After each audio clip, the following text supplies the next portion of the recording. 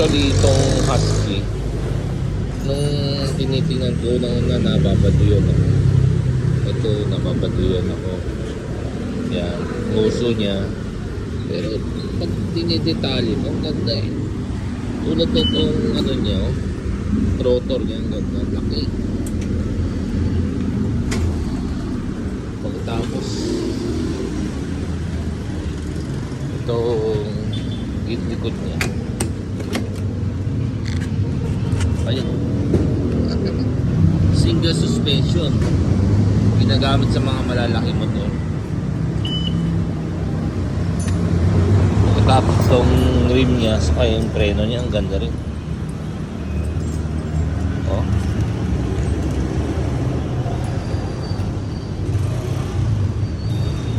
Ang gulong niya is Kenda. Kenda is Taiwan. So, Taiwan motor supports Taiwan tires.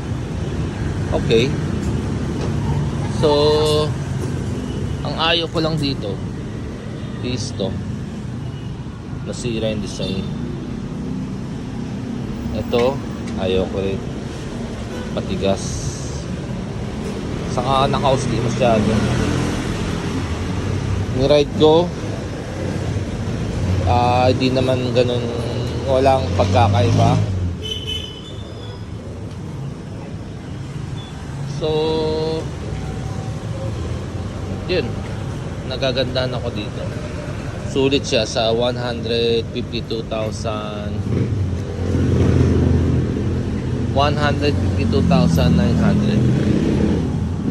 Okay.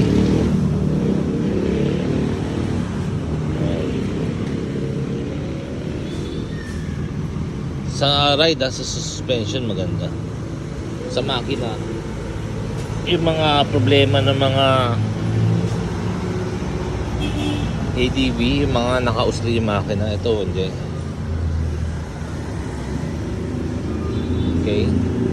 Compartment sa loob, hindi naman ganun kalaki. Basic. Ilaw, basic. Handlebar, basic. Hazard switch, meron. Yung auto stop engine, wala.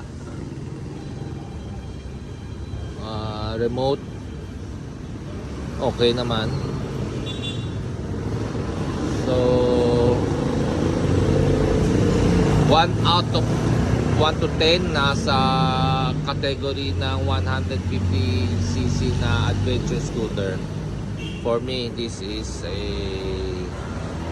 9.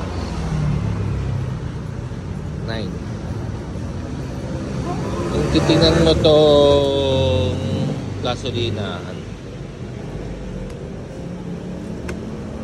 maganda oh. Takip.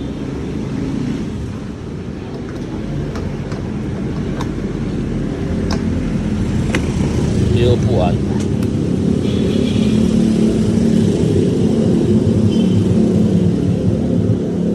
Hindi siya malaki. So ito pala yung grab bar na ito. Tinanggal ko kasi kinabitan natin ng box.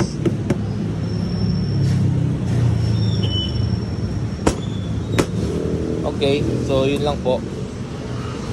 Magandang scooter. Maganda rin yung kulay gray. Maganda rin yung gray niya. Thank you.